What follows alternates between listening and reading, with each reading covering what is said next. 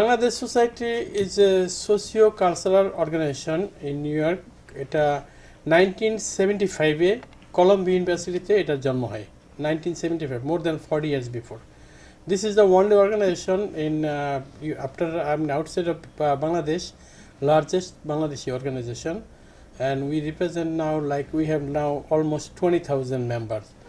Out of that, 500 we have life member, and we have our own building, and we have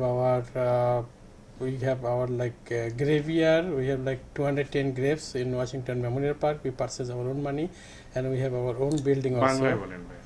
ওটা society on করে বাংলাদেশ সোসাইটির কবরস্থান আছে, যেখানে 210টা কবর আছে, যেখানে বাঙালিরা মারা গেলে আমরা ওখানে সমাহিত করি। আর মেইন বাংলাদেশ সোসাইটির কাজ হলো এখানে আমাদের কৃষ্টি কালচার, বাংলাদেশি কালচারটাকে আমরা প্রমোট করি। এখানে আমরা জাতীয় দিবসগুলি ম্যান্ডেটরি আমাদের পালন করতে হয়। এটা আমাদের কনস্টিটিউশনাল ম্যান্ডেটরি, 21শে ফেব্রুয়ারি, তারপর আপনার 16ই ডিসেম্বর, 26শে মার্চ, এই জাতীয় দিবসগুলি মাস্ট আমাদের সেলিব্রেট করতে হয়। তাছাড়াও আমরা আরও অন্য অন্য সেলিব্রেট করি। তাছাড়া আমাদের সোসাইটি অফিসে যারা এখানে নিউ আসে তাদেরকে আমরা ইংলিশ, কম্পিউটার এগুলি ট্রেনিং দিই। হ্যাঁ, সামটাইমস আমরা নিজেরা দিই, আবার সামটাইমস সোসাইটি সিটি থেকে ফান্ড আইনা টিচারের বেতন দিয়া সেখান থেকে আমরা দিই। এইসব কাজগুলো কি। আর সোসাইটির কাজ বেশি হলো যখন কোনো ক্রাইসিস আছে, সাপোজ একটা ইমিগ্রেশন প্রবলেম হলো, কোনো ক্রাইসিস হলো, তখন সোসাইটি আমাদের যারা ভুক্তভোগী তাদের পাশে আমরা দাঁড়াই। তাছাড়া যদি কেউ মারা যায় তাহলে আমরা আমাদের যে কিনা দাম ওই দামে আমরা কবরটা দিই এখানে। আর যদি কেউ একান্তই এখানে মাটি না দেয়, বাংলাদেশে পাঠায়, আমরা সরকার যখন এখানে আসে, মাননীয় প্রধানমন্ত্রী আসছে, তার আগেও যারা আসছে তাদের কাছে আমি রিকোয়েস্ট করছি বিমান আবার পাঠানোর জন্য। বাট তারা অনেক প্রতিশ্রুতি আমাদের দিয়েছে, but we don't get the বিমান আমরা এখন আর পাই নাই। সে যে বন্ধ হয়েছে তারপর আর পাই নাই।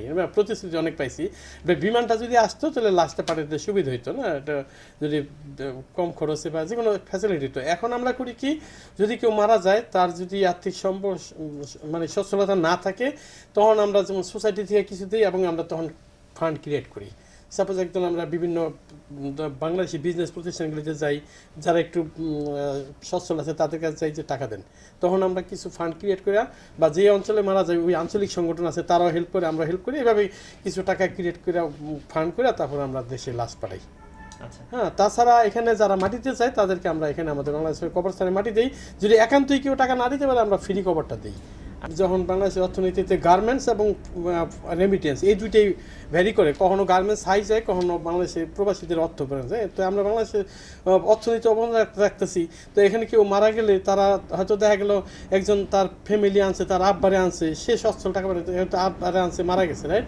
তখন ডেড বডির দেশে বাড়িতে প্রবলেম। তো অবশ্যই আমরা সরকারের কাছে অনুরোধ করব যে অবশ্যই সরকার যদি এম্বাসির মাধ্যমে কোনো আর্থিক সহায়তা দিতে পারে, যারা নিডি, যেমন এখানে কনসুলেট অফিসে, তাদের মাধ্যমে দিলে ভালো।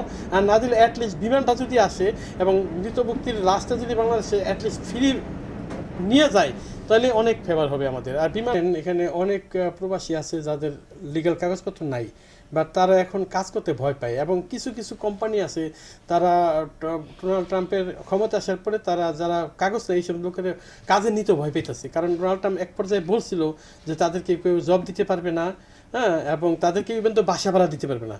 তো এই হিসাবে তাদের জন্য একটু প্রবলেম হয়ে গেছে। যারা বিশেষ করে কাগজপত্র যাদের আছে তাদের জব আছে, সোফার এখনও ইকোনমিক অবস্থা নট দ্যাট ব্যাড, না, কাজ করতে হচ্ছে। কিন্তু যাদের কাগজপত্র নাই তাদের অনেক হার্ডওয়ার্ক করতে হচ্ছে, যেখানে কনস্ট্রাকশন জব করতে হচ্ছে, বা যেখানে পেপার শো না করে অনেক হার্ডওয়ার্ক করতে হচ্ছে।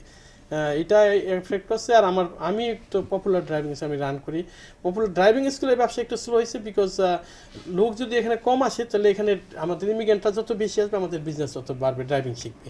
তো ইমিগ্রেন্টরা কম আসতেছে এখন আগের থেকে, এই জন্য আমাদের বিজনেস নট দ্যাট গুড আর কি, আগের মতো না।